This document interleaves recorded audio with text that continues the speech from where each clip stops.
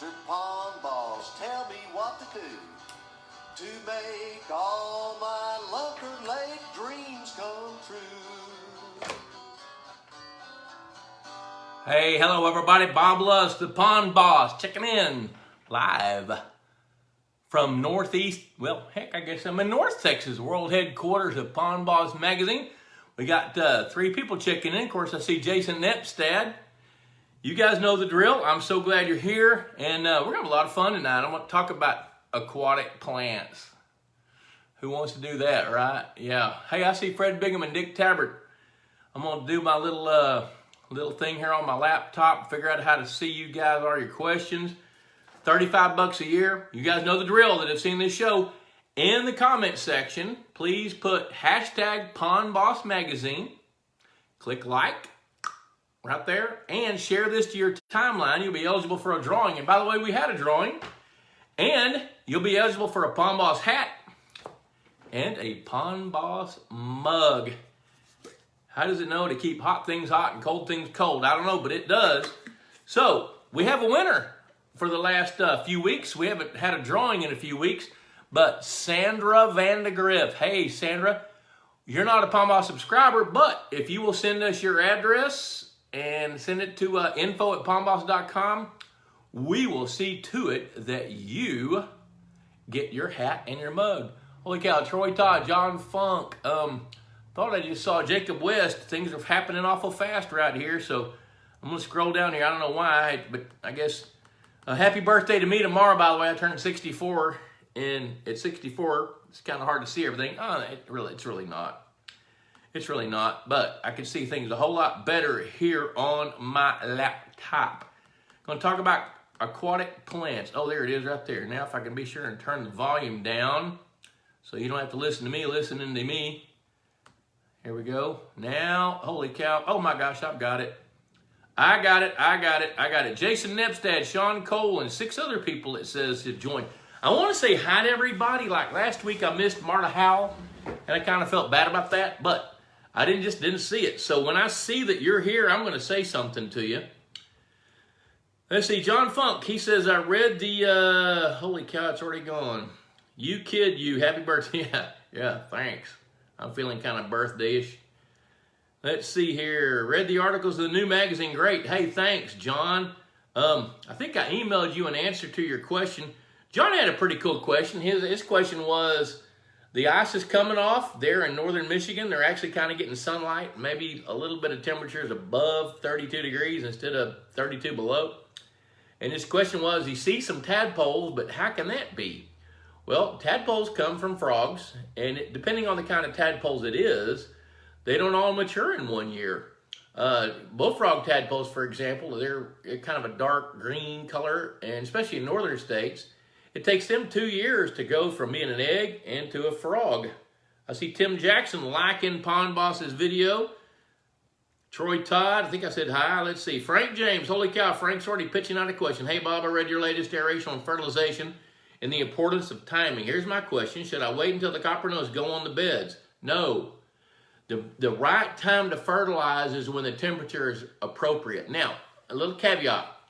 Not everybody. Zach Russell, good evening, Bob. Really excited to learn about plants today. Hey, I'm going to give a little dissertation on plants, and I'm not going to get, maybe I will get specific. Heck, we got an hour to knock out. I've only got a lifetime's worth of experience with that, so I can handle it in an hour.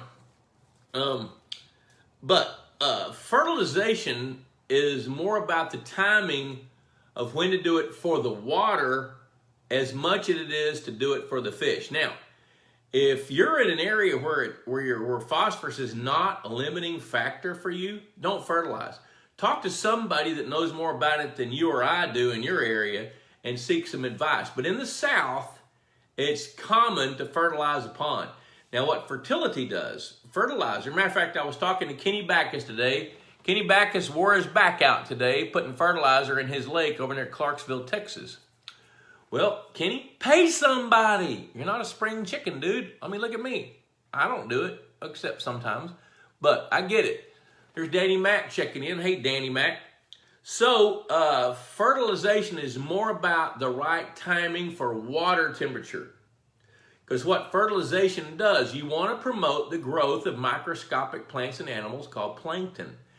What fertilization does is it adds nutrients into the water column. Now the fertilizer's got to be dissolved in the water. If you don't get it in the water, it won't work. Every fertilizer that you use in a pond is heavier than water. Water weighs like 8.2, 8.3 pounds per gallon. All liquid fertilizers all fertilizers weigh more than that. They weigh like 13 pounds per gallon. So you want to mix it into the water. If you don't mix it into the water column, you're not going to get the kind of bloom that you want. Now what happens is you get the fertilizer in the water and the microscopic plants feed on it, then the microscopic animals eat the microscopic plants. The microscopic plants are algae typically. And then things like parameciums and amoebas and all that kind of stuff that we studied in high school, or I guess in today's world, maybe third grade, that's what eats the phytoplankton. Phyto means plant. Zooplankton means animal plankton. So that's the base of the food chain. Having fertile water at the right time does two real important things for you. Number one, it needs, I'm getting a message here. Okay. What fertilization does is it blocks the sunlight, which plants need to grow from the mud in your pond. So you can minimize the production of unwanted rooted aquatic plants with fertility. And it's also the base of the food chain, because you got to remember, when baby fish are first hatched, they don't have any body fat. They got to eat. And when you're about that long, when you're about that long and your mouth is about as big as the head of a straight pin, you got to eat tiny little bitty food pieces. So that's what fertility does. Now, your body of water is pretty clear. Visibility is at least 4 feet, so I need to get the bloom going at the right time. Right now is the right time. Don't be afraid to fertilize too early and lose some of the bloom just when the copper nose fry. You know, if you fertilize right, here's the way the bloom works. You get the right amount of fertilizer, and at 4 feet of visibility, you should be able to get a bloom with about 4 pounds of powdered fertilizer like Perfect Pond, which I think that's what you use. About 4 pounds of that per acre. Just follow the label. And if you'll follow that label that's on that fertilizer, Frank, you should get the bloom that you need. And what you do then is start measuring visibility. Just a Secchi disc. If you guys don't know what a Secchi disc is, look it up. It's just a disc. You can take the lid of a bucket, nail or screw a broomstick onto it, mark the inches on the broomstick on the lid of the bucket, put a big cross in it, opposing sides paint black, leave the other opposing sides white. Put it under the water, and if your visibility is 24 to 30 inches within about the next 2 to 3 weeks, you're perfect. Water needs a kind of a slight green tint. If you've got that, you've got the right bloom, which accomplishes those two things. It blocks the sunlight from penetrating into the pond mud to get premature growth of plants that you might not want, and it creates the base of the food chain so when your bluegills do hatch, they got plenty of food. So timing is important, but right now, so here we go. Let's see, and that bloom, when you fertilize a pond well, that bloom should last you, I'm going to tell you, depending on how much rain you get, without flushing, 4 to 5 weeks. And here we are, we're at the end of March, so that's going to take you to the end of April. Your bluegill will spawn between now and then. So let me scroll down here and see what other questions we got. Then I'm going to kind of pop into some questions. Let's see. Brian Lawrence. Hey, man. Sheridan Ashmore. Hello, Brian. Zach Russell. David Scheidegger. Devin Smith. John Krause. Hey, man. How's everything? You're starting to get a little sunlight up there, buddy. Hey, John. We have built some new raised beds, and I'm waiting on dirt. I know I need to be planting stuff. Don't scold me, but I'm waiting on some dirt, and I'm going to have some pictures for you later. John Krause is a really famous guy that I love, and he had a radio show in Dallas-Fort Worth for a long, long time. He's a gardener guy, an organic gardener guy, and man, that guy knows his stuff. You can find him on Facebook. He's also pretty funny. I guess he's bored and he hits the politics a little bit, which makes us all chuckle. Let's see. Yeah, hey, John, you're going to see some garden photos when I got the garden going. All right, let's see. Danny Mac knows the drill. Hashtag Pond Boss Magazine. 35 bucks a year, folks. There it is right there. Pond Boss Magazine. You know what? Here's the current issue right there. I like that cover even better. Actually, that's a Pond Boss subscriber that's there. He sent me this picture, and man, we're using it. I love it. Also, the Pond Boss Resource Guide's out. I see John Wilson checking in. John Wilson's got a listing in the Pond Boss Resource Guide. These are free. If you guys want a resource guide, of course, you can go to pondboss.com and click on the resource guide. The resource guide basically is a who's who of people that we have vetted, that we know, that provide great services and products. Matter of fact, there's a brand new ad from Purina. You know, there's Texas Hunter. There's two of our sponsors right there. Texas Hunter and Purina, outstanding supporters of the pond management industry. 35 bucks, you know. I don't know why I say this all the time, but I'm going to say it again. Debbie and I are going to go out to dinner Friday night. We're going to spend 40 bucks. We might go tomorrow, but I got $5 a year for this thing here. That dinner will last one day. Maybe not even that long. Let's see here. Devin Smith says, the owner sprayed a local lake next to me. The owner sprayed a local lake next to me last year and killed all the plant life. This year it's a totally different place. Covered in moss and very bad water quality. I'm not sure what bad water quality means, Devin, but here, you know what? I'm going to get into some more specifics about aquatic plant management, and I'm going to hit that in a minute. So I'll cover that, because here's the deal. Anytime you make a decision and you take action with a pond, so what your job is to predict that reaction. If you can do that, then you can choose better on what action to take in the first place. So if you know that going in and taking out all the plants are going to do this, then you can make that decision about taking out all the plants. And I'm going to hit you with all that here in a minute. Let's see. Jason says, does goose poop have any benefits? Only to the goose. They get to get rid of what they ate. There is no benefit to goose poop, as in zero. You know, goose poop is so rich and so volatile and so heavily nitrogen laden that it doesn't benefit water. Now, the best thing you can expect from goose poop is it doesn't screw up your water. But I have seen on many occasions where too many geese spoil the water. So I don't encourage that at all. No geese. Just say no to geese. Dick Tabbert, are there plants that are less aggressive than others and the least aggressive plants? Yes, there are. I'm going to hit that in a minute. Todd Austin, hello. Chuck Brinkman checking in from Missouri. Frank James, thanks, you're welcome. Mike Cottrell already said hello to John Wilson, my good friend from Ohio. Mark Dyer, good deal. David Scheidegger.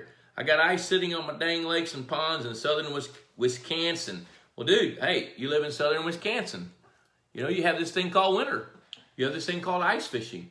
Here in Texas, when we have ice, it's in a glass with tea or water in it. Clayton Bounds, howdy Bob, howdy Clayton. David says, once I can get the land with a pond or small lake on it, you are the reason I will have giant bluegills in it. Well, you know, I can only tell you what to do and show you what to do, but you will be the reason you've got giant bluegills. Happily take credit for it, but the credit's going to sit on your shoulders if you're a good pond meister and you know what to do to take care of that. Mike Cottrell started feeding Aquamax 500 instead of Gamefish Chow, but do I need to add catfish feed in with the 500, or will cats eat the 500 too? Okay, that's a good question. I'm going to handle that right quick. The Dick Tabbert says, Northwest Ohio, ice gone, water temp's 43. Good. You're about to be rocking and rolling into springtime. Okay, Mike, Aquamax 500 is a high-protein fish meal-based fish food that is designed for carnivores. Now, channel cat are more omnivores. What a fancy word is that, huh? Well, omnivores, they can make a living off of good protein or vegetables or whatever they can eat. So the Aquamax 500 is not absolutely necessary for channel catfish, but it's real important if you want to feed bluegills to size, or if you've got any other feed-trained carnivores like feed-trained largemouth bass, feed-trained hybrid stripers. Now the 500 is small pellets. So if you want to feed the catfish, here's what I would do for you guys that want to feed catfish and bluegill. Catfish get so big so quick that they'll dominate your waterway. So feed them the cheaper feed. You could feed them like Purina's Pond Chow 5,000 or something like that. Pick the pellet size. The recipes are all similar in the pond feeds for catfish or tilapia or the other omnivores. But pick the right size pellet. And you can ask your Purina dealer which ones those are. Now what you can do is you can feed the catfish first. And then after they fill their little tummies up, then use the 500 to feed the bluegills. It'll save you some money and it's going to work for you. There's Justin Shank checking in. Hey man, how's everything in California? You need a pond builder. You know what? I hope you found the property you were looking for over there in Mississippi or in the South. If you have, call me, man. I'll be happy to help you design that lake. That's what I do. Since the merger between American Sport Fish and Bob Lusk Outdoors, my efforts have kind of shifted gears. I'm no longer managing the pond management side, although I am guiding some of it. My whole emphasis is now to go help design great fishing lakes. So John Wilson, bring me to Ohio, man. You got somebody who wants to build a great fishing lake? I'm the guy to come with you and help do that. David Scheidegger, I love ice fishing, but we are in that in-between stage where the ice is not safe. But I don't have enough open water anywhere for over 2 weeks. I guess you got to come to Texas. All right. Chris Arnold, hey Bob, from Michigan, but exploring Florida ponds this week. That's a good deal. You might catch a peacock bass. They don't grow so well in Michigan. Let's talk about aquatic plants for a few minutes. I'm going to take you kind of through a primer and just give you the general stuff. Then I'll drill down into some things. All right. There are basically 3 types of plants. Can anybody name them? I'm listening. Oh, you guys are talking. You guys are talking to a camera. You're killing me. I love it. Floating plants, emerged plants, and submerged plants. Floating plants live on top of the water. They don't live in the mud at all. They don't live in the water column. Floating plants are things like duckweed, watermeal. I'm trying to think of the one with the little yellow flowers that covers up waterways in South Louisiana. Azolla is one. Those are plants that float on top of the water and they move with wind, waves, and currents. There are emerged plants. That's cattails, reeds, rushes. That's Louisiana irises. That's arrowhead, lily pads, American lotus. Then there are submerged plants. Those are things like, some of them are rooted. Rooted plants are like milfoil, Eurasian water milfoil, regular milfoil. There's the pond weeds. There's Cara, which is a kind of an algae. There's filamentous algae. Those are all rooted plants underwater. Coontail is a submerged plant, but it doesn't have roots. It migrates through the water column itself. So there's the 3 kinds. So now your job, if you want to manage plants, is first of all you got to decide, are they good or are they bad? Well, I'll tell you this. In every lake that I design for a fishing lake, I specifically design areas for plants to grow. I want them to grow. Now, here's what I want. I don't really want exotic invasive plants or even native invasive plants. Some of the native invasive plants that I don't particularly like, coontail, I don't like those. Bushy pondweed can get out of hand. I don't particularly like those. However, with coontail, it migrates through the water column because it's not rooted. So anytime I see coontail, first thing I tell the landowner is, you know what, we're going to have to deal with that at some point. And if you want to do it sooner rather than later, that's okay with me, because the longer we let it go, the more dominant it's going to become, and the more expensive it's going to cost, it's going to cost more money to control it. So I love in a fishing lake to design areas where I want plants to grow as part of my habitat plan. I love things like curly leaf pondweed in the South, maybe not so much in the Midwest or the North. I like eelgrass. I love that. I even like Cara. So one of your jobs when it comes to aquatic plants is to figure out what plants you've got so you can decide what you want to do about it. Now, when I'm designing a lake and I don't really want plants to grow, remember this, plants need 3 things to grow. I call them the big three. There you go. Big three. They need the right temperature, which you have no control over. They need food, and they need sunlight. There's David Reich's checking in. So, I don't know, David must not be hanging with John tonight. Happy birthday. But hey, yeah, coming up tomorrow, man, 64. Do I look 64? Don't answer that. I don't want to hear it. I don't feel, I mean, when I'm looking this way, I don't see 64, but maybe when you're looking this way, you do. It's okay with me. I'm not going to listen to it anyway. So, if you've got the big three, something is going to grow. Now, we were talking about Frank James's question a while ago about fertilizing the water. One of the benefits of fertility is you can limit sunlight penetration. If you've got a plankton bloom where your visibility is 24 inches, that means the sunlight can't penetrate down farther than 2 feet, which means a rooted aquatic plant system will not start in water deeper than 2 feet. But when that plankton bloom shifts and you got 36 inches of visibility, plants can grow in that 3 feet of water. So what I do when I'm designing a lake is I try to get down to build ledges and ridges where I want plants to grow and then get the water deep. We're going to go down. We want the water to get deep. And we want to do that so we can manage the sunlight penetration. If we can do that, then we can get plants to grow where we want. Now, how much plant life is enough? I'm going to tell you that if a pond has got 20 to 25% of its surface area with habitat, you're there. More than that, it becomes a little bit of a fishing headache. If you get above 50%, it starts becoming a biological headache. And if you get above about 65%, you're setting yourself up for a fish kill. So when I design a lake, I like a 3-to-1 slope down to about 3 feet, build a ledge. Now this depends on what part of the country. You know, some parts of the country, we can expect a 3-foot fluctuation every summer in water level just because of evaporation. So based on where I'm designing a lake, that's how I'm going to figure out how deep I want those ledges to be. There's Mark Dauber listening on your new Pier by the Pond. Man, I miss hanging out with you. You were so much fun, you know. And Mark Dauber is a gifted filmmaker, photographer, businessman from Montgomery, Alabama, a great neighbor to Ray Scott, founder of BASS. Those guys are good buddies.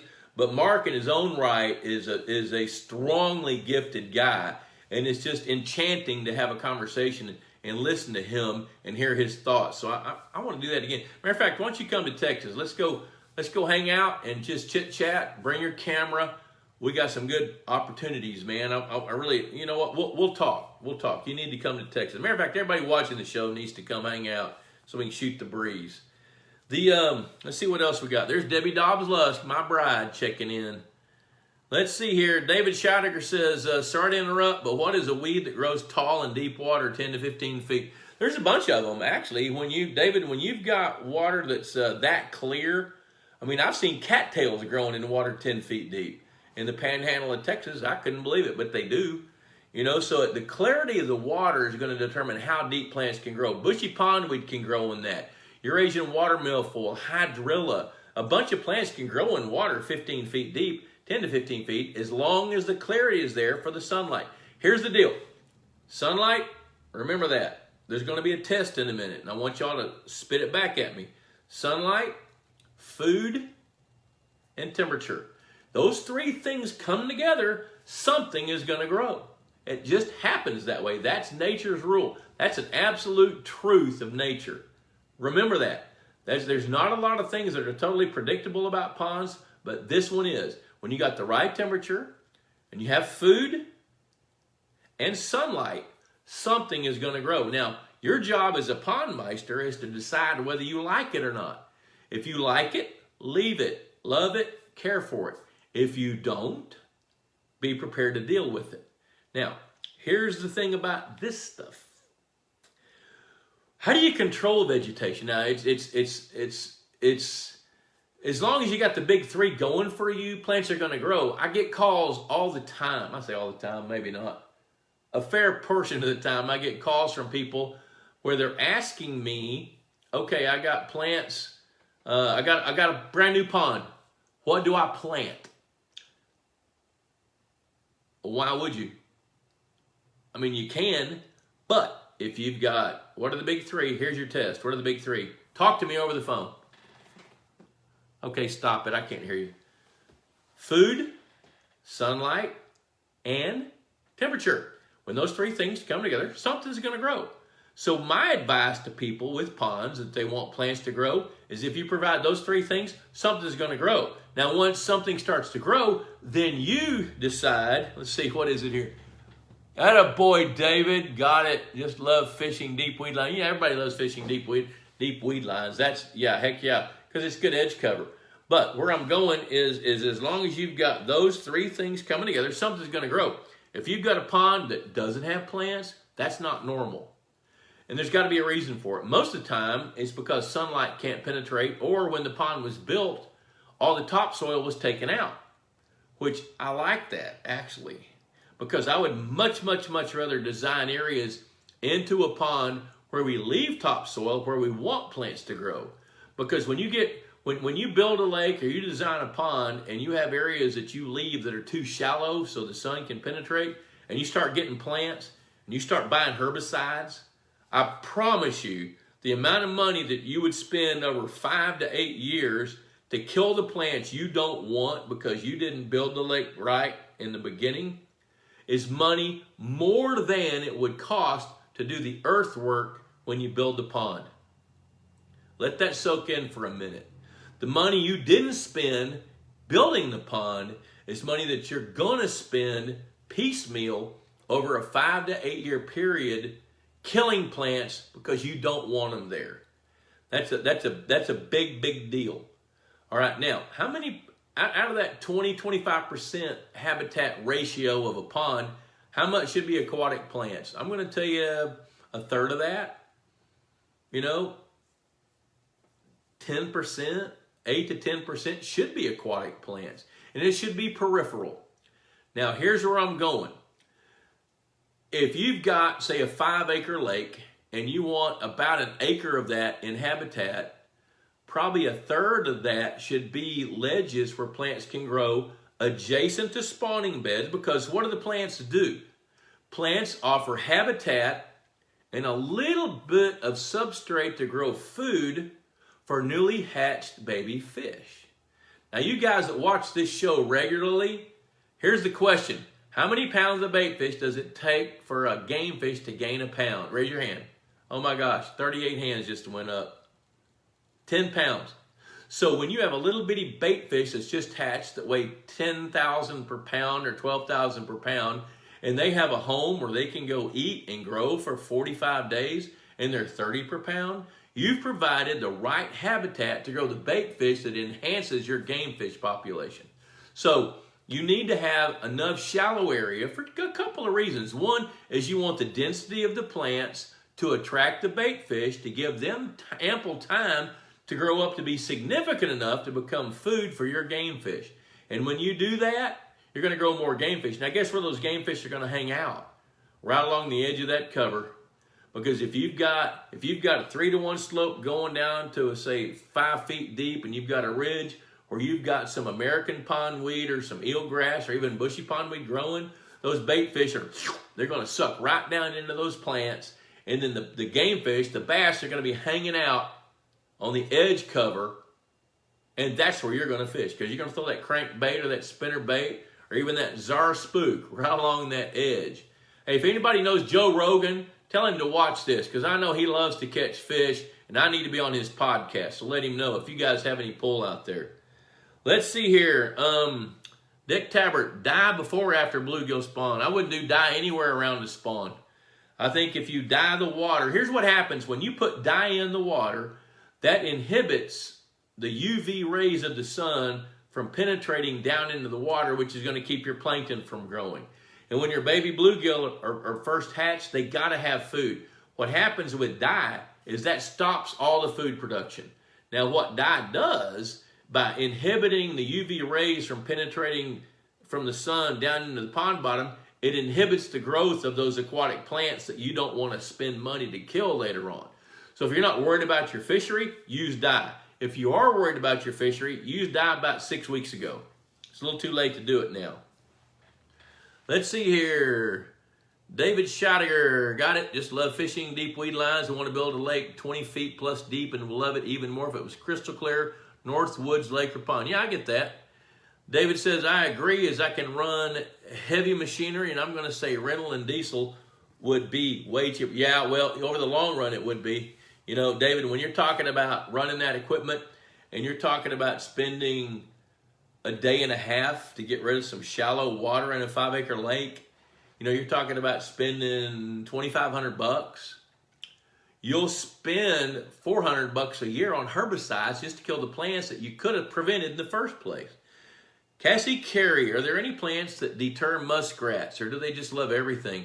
We have issues with muskrats building slides on ledges into banks. You know, the thing about muskrats is they just love plants, and I don't know of any plants they don't like. And you know, I don't have a real good answer for that. I don't know of any plants that they don't like at all. Let's see, weed/ledge, David Scheidegger says. Mark Dobroke, I'm sending you a great birthday present. Hey, man, the best birthday present would be you and your bride coming and hanging out. But you know what? I love you. Come on, bring it on. Drew, hey, Drew, is Maddie hanging out with you? Maddie, are you there? Trying to see you. Oh, okay. Hey, Maddie. Glad you're hanging out with your dad tonight. You're going to be getting something in the mail before long when I get it in the mail. Stephen Barden checking in. Hey, Stephen, man, I know I bet your world's hectic. Stephen Barden is one of the premier fisheries biologists in the state of Texas, and he's traveling some nationally as well. Stephen is also an outstanding professor. He teaches at Tarleton over in Stephenville, and Stephen Barden is a hardworking, thoughtful, innovative, creative Texas Lake Pro is who he is. So I want to promote him a little bit because I love that guy. Jason Nipstad, do you think it's possible to get a good amount of eelgrass in a 135-acre lake? It seems to be slow to spread. If so, any ideas? Another plant that we could mix with eelgrass? Yeah, you know, eelgrass is slow, but the thing is it grows kind of like iris with the roots, the tubers, makes it expand. You're talking about a long-term project. You know, another plant that's really, really good, especially in the Carolinas where you are, is American pondweed. Any of the pondweeds except maybe bushy pondweed would be great. If you can transplant American pondweed, Illinois pondweed, small leaf pondweed, any of the pondweeds that have leaves, those are outstanding choices for your lake, Jason. Find those if you can. David Scheidegger, very thankful you pointed out the simplicity of getting rid of areas plants can grow. Thanks for making life. You know what? Part of my job is to make life easier. Let's see here. Chris Arnold says, what percentage of vegetation will prevent a bloom? You know, I love that. Before I get there, Stephen Barton's so hectic, he headed to Oklahoma at 4 a.m. You know, somebody's got to go to Oklahoma at 4 a.m. It ought to be you. Attaboy. Rock and roll, man. You got this. I headed East Texas at 4 the other day, got there at 7. So I'd love to give you sympathy, but that's what we do. That's what we do. We get where we need to be, and we go help people take care of ponds, and that's what Stephen Barton does. Drew, hey, had a long day, almost missed us. Well, you didn't. Here you are, 7:04. You're on board. What percentage of vegetation will prevent a bloom? You know, it's not so much what percentage of vegetation will prevent a bloom. It's all about timing. If you're going to have a bloom, you need to do it at the right time. And the right time is when the water temperature is consistently above 55, headed up. If you wait till the water temperature is 65 to 70, you probably waited too late, because that's the temperature that your rooted aquatic plants start to grow. When you've got rooted aquatic plants, they're going to compete not only for space, but also for nutrients. Like coontail, for example, if you fertilize the water at the wrong time and you got coontail, they're going to suck the nutrients right out of the water, and coontail is going to explode. So it's more about timing than percentages. But to give you a more direct answer, what percentage of vegetation will prevent a bloom? I'm going to tell you, when the water temperature is 70 and you've got a 15 to 20% coverage of aquatic plants, you're going to have to bust your butt to get a good plankton bloom in that lake, because you're pretty much on the outside of your window to be able to do that. Zach Russell, a 22 will deter muskrats. You know what? That's a pretty good plant. I got you there, buddy. Craig Guffin, hey, pond boss, checking in. Andrew Fisher, how can I start an algae bloom in my Pennsylvania pond? Perry Belanowski, first time listener. Hey Perry, glad you're checking in. I don't know how you found us, but I'm glad you're here, buddy. Thanks for popping in on us. Andrew Fisher, how can I start an algae bloom in my Pennsylvania pond? Well, first of all, you know, one of the things, depending on what part of Pennsylvania you're in, ponds that don't get a bloom are typically limited by the amount of phosphorus. But where you are, if you're in agricultural land in Pennsylvania, I'm going to give you a different answer than if you're in the mountains. You know, if you're in an area where the minerals are high and, you know, runoff is heavy, then a phosphorus fertilizer is probably just a little bit, might be the nudge your pond needs. But you're sitting in a part of the country where I can't just sit here on a Facebook Live broadcast and give you a definitive answer. You know, starting an algae bloom, let me just give you the principles of that.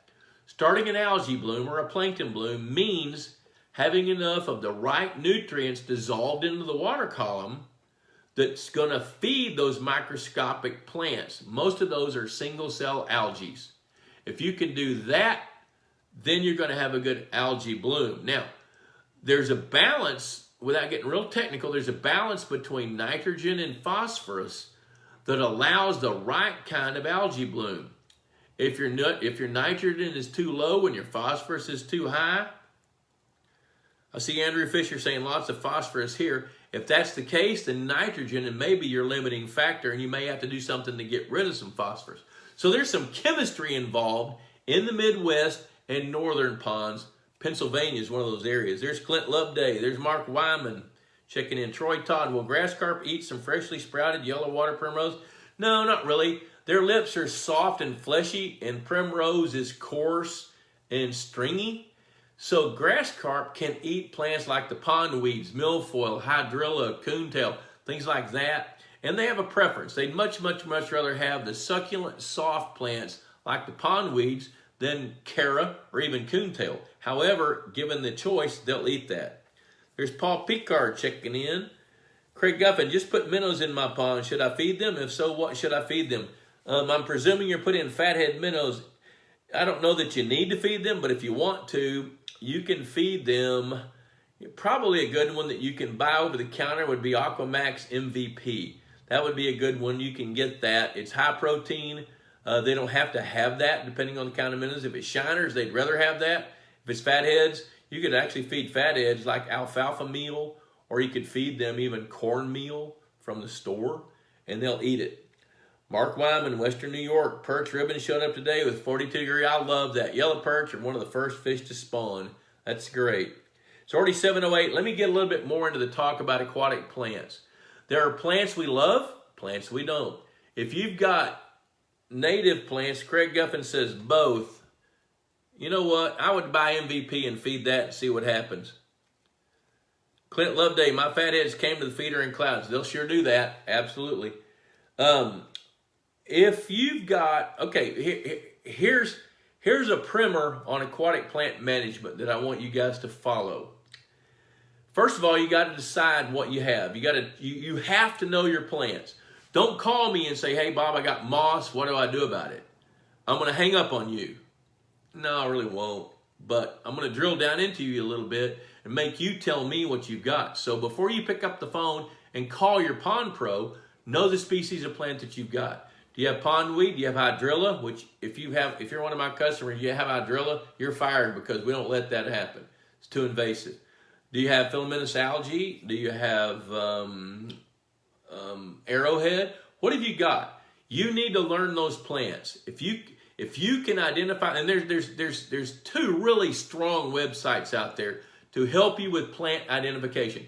You don't need to do anything about any plants until you know what you've got. So job one is identify your plants. Aquaplant is Texas A&M's plant site. It's outstanding. The University of Florida also has a plant identification website. Spend some time. Now, a lot of plants look alike. You might look at coontail and see milfoil and pull them out of the water and think they're the same. When I look at them, they're so different it makes me shake my head. They're not the same at all. And you might look at coontail and compare that to cara and think they're the same. They're not. Job one, identify your plants. Do that. Once you know the plants you've got, Then you can decide, are they friend or are they foe? If they're a friend, then you want to manage them to keep them where they are. If they're not a friend, get rid of them. Now, how do you know what's not a friendly plant? A friendly plant is one that works and lives and grows in harmony in a community with other plants. Like, for example, there's one called frog bit that looks like a little bitty lily pad, about as big around as a silver dollar. It's also called snot bonnet. When you pick it up, rub the bottom of the leaf, you'll know how it got its name. I see that plant sometimes growing over the top of some pond weeds and keeping the pond weeds at bay. So those two plants complement each other. Anytime I go look at a lake and I see 5 or 6 different kinds of plants that are living in a community, I'm thrilled about that. But if I go to a pond that's got too much shallow water and it's loaded up with bushy pondweed, I'm not happy about that. We need to control it. So even some of the native desirable plants that we want, if you give them the best environment, which is the big 3, you've heard this, memorize it, sunlight, food, and temperature. When those things come together, plants are going to grow. So don't blame the plants because you gave them the best place to grow. But if you do want to deal with them or control them, there's 3 different ways to do that. There are physical methods, which means hiring the local high school football team and paying them in hot dogs, chips, and chili, come out with rakes and chain link fence gates or whatever you got to drag that stuff out on the bank. There's weed cutters. You know, there are even boats that'll go out and cut plants. But the thing is the plants at that point, they're not the problem. The problem is that they've got everything that they need to grow. And until you eliminate one of those 3 things or manage one of those 3 things, you ain't going to get success. So whether you're using physical methods or biological methods, and really the only biological methods that we've got now are 2 kinds of fish. Grass carp eat certain species of plants, and tilapia will feed on filamentous algae. That's your 2 choices for biological control. The third one are herbicides. Now, for the most part, herbicides are contact killers. Now, there's some that are not. There's some that are systemic. There's some that the plants take up and influence their metabolism, so to speak, that will starve them to death. Fluoridone is one of those. But before you use a herbicide, you got to know the plant you want to deal with, and then you pick the right herbicide. Now, don't go out to the feed store and buy the over-the-counter stuff that guy says, oh, hell, we've been using this since Jesus was a little boy. Don't do that. Pick the right plant. Don't go cheap, go smart. Pick the right herbicide. I said plant, but pick the right herbicide. Don't go cheap, go smart. All right? And then decide how much you want to kill. You know, and before you do that, think about the consequences. It's obvious when you go buy a herbicide and you put it out, if you get it out in the right parts per million based on the label, always read the label. I'm not going to sit here and tell you how to put aquatic herbicides out. Study it. Talk to a pond pro, read the label, and then follow the label. Because you got to get the right parts per million, which is based on the volume of water and the density of the plants. If you can figure that out, then you can have some success. But you got to understand the consequences. If you got a whole lot of 2-foot water in a windy part of the planet, there's clay underneath those plants, and you take them out, don't call me because your pond got muddy. You need to think about that before you do the treatment.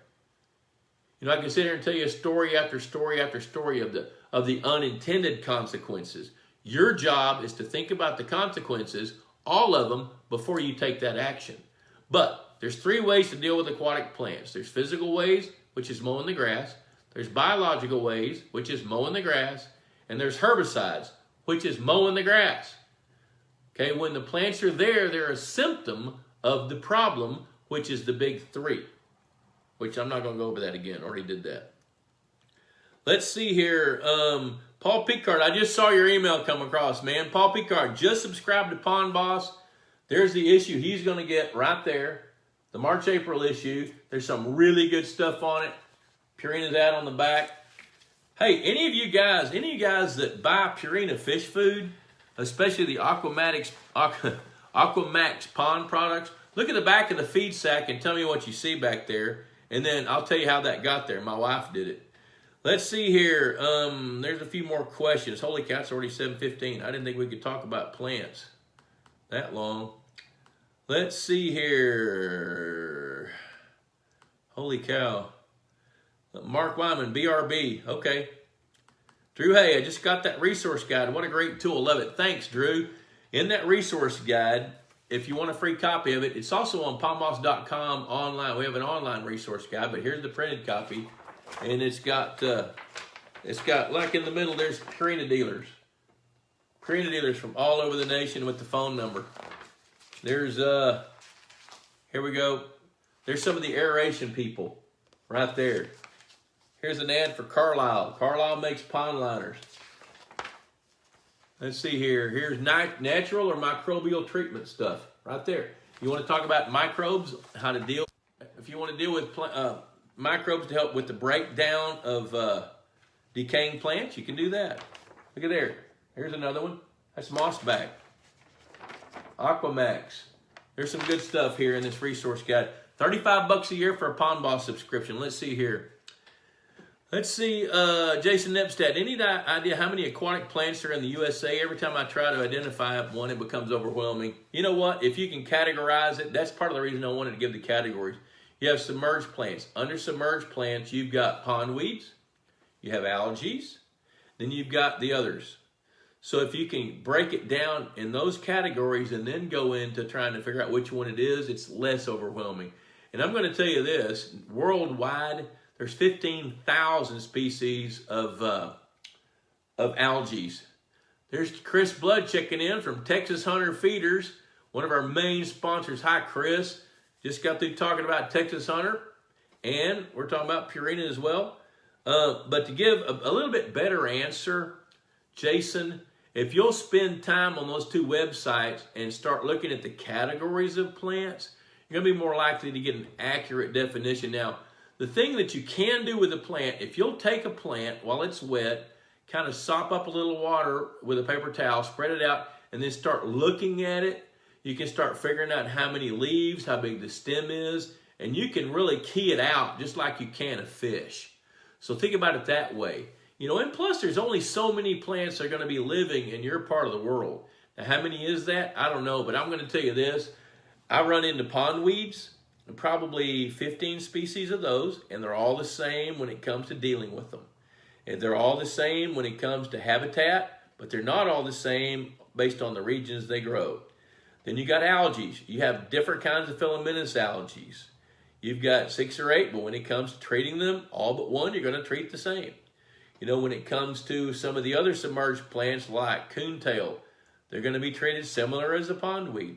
So the bottom line is, yes, it can be complicated, but don't let it bog you down. Do like you're doing. Send me pictures. I don't know all the plants, and I do it for a living. I don't know if that's a consolation prize or not, but I don't know all the plants. I got to go key them out sometimes too. I mean, the difference between Nightella and Cara, if you're looking at it, you can't tell the difference. But when you pick it up, Cara's crunchy feeling and Nightella's slick feeling. And they're both multicellular algae.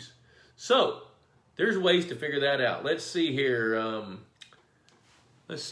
Frank James replied to Dick, garlic, but the largemouth bass seemed like it. Not quite sure what that is. I'll have to go back and look it up. Chris Arnold. Let's see. Oh, Dick Tabbert says, Cara smells like muck.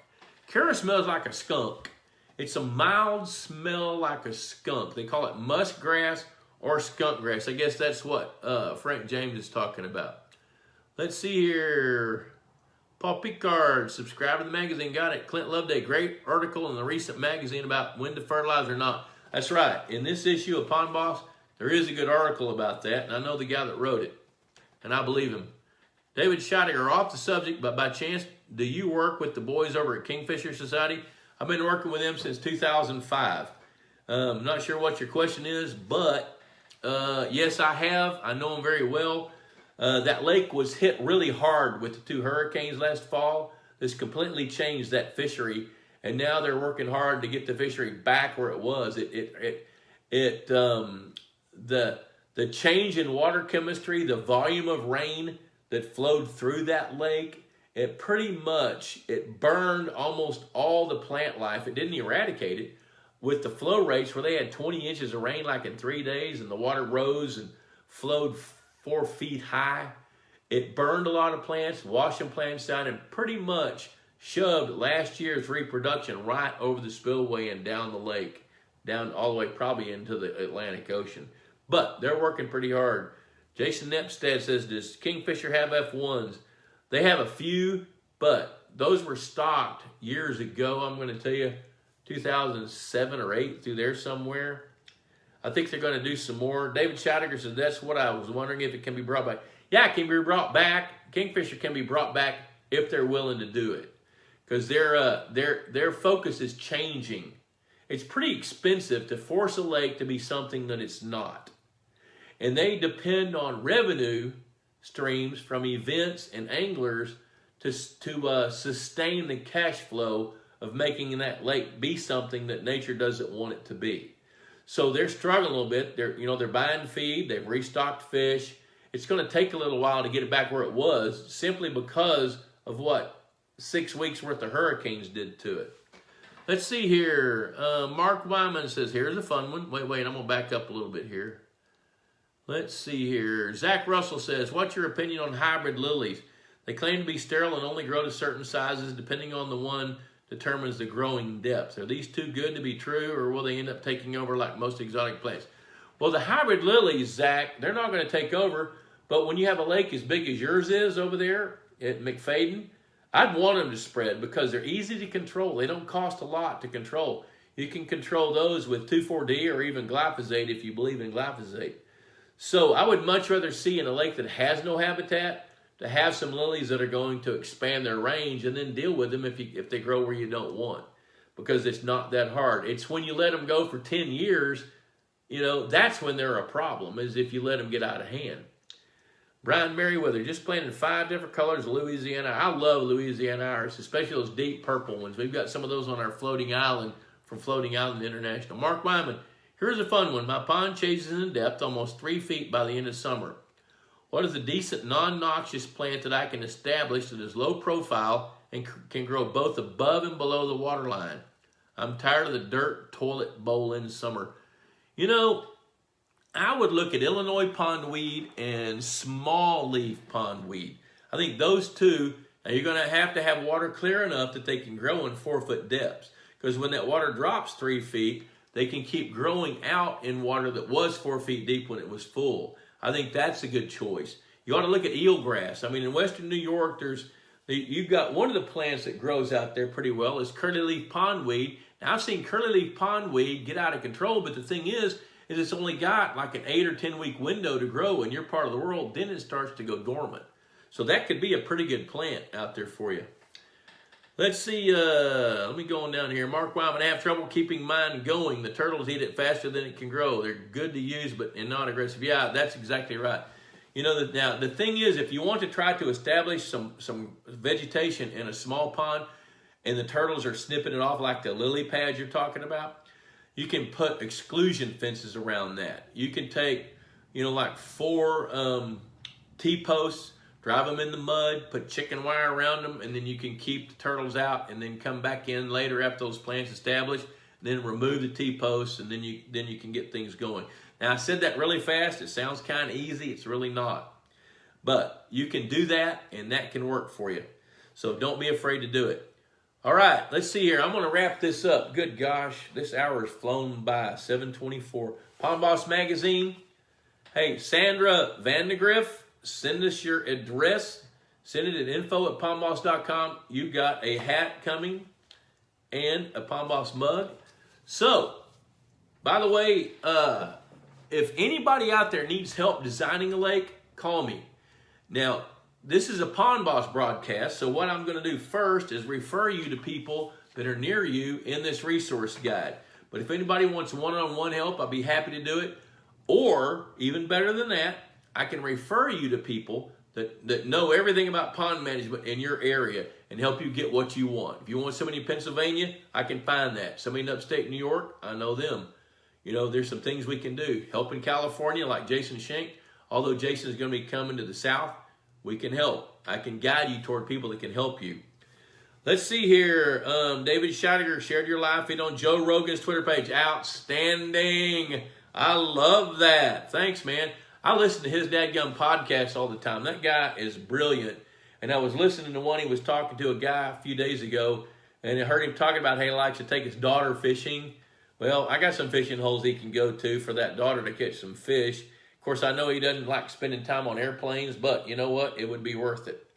So I appreciate you doing that. Let's see, Zach Russell, remember that T-post and chicken wire trick for your raised bed garden? Well, mate, dude, my raised bed garden is 30 inches off the ground. I'm going to keep the turtles out of that and the rabbits. You know, maybe not the deer, but we don't have that many deer. So, hey, you know what? What a great time. Here's your fundamentals. Identify your plants. Plants grow for 3 reasons: sunlight, food, and temperature. If you have that, you're going to have plants. If you've got somewhere less than 20% coverage of aquatic plants, that's good. That's actually habitat. If it starts to exceed 25 or 30%, it's a nuisance for fishing. You get to 40 or 50%, it starts to be too much. At 60%, it's detrimental to the fishery. So it's a good idea to manage the plants. There's 3 ways, there's 3 kinds of plants. You got floating plants, submerged plants, and emerged plants. If you know the categories, and you can go into that and then start looking into the subcategories. In order to deal with plants, you got to identify the plants. If you'll identify the plants, then you know what to do about it. Either keep them or don't. And then how do you deal with them? There's physical methods, which means getting out there and mowing the grass underwater, whether you're using a rake, a cutter, or the high school football team to jerk them all out with rakes, and you're feeding them hot dogs after they're filthy tired during 2-a-days. There's biological methods. That's mostly grass carp in the right circumstance, in legal places where you can get them. Tilapia will eat algae.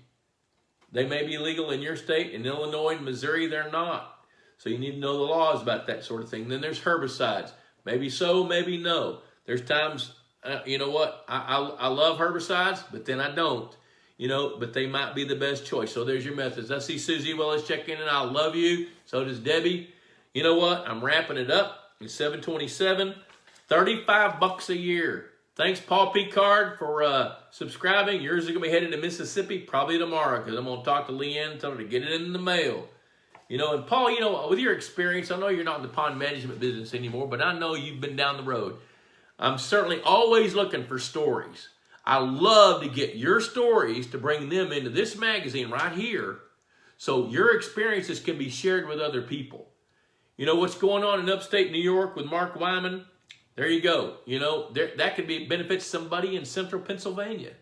You know, so if you've got stories and you want to share them through this magazine, find me. You can send an email to me, Bob Lusk, at Outlook.com or info@pondboss.com, and I'll get it. So I'm going to wrap it up. Hey, another great show. I really appreciate you guys checking in. Let's see. Mark Wyman is supposed to be a picture of my pond. Well, we'll figure that out. Paul Picard, you the man. Nobody, you the man.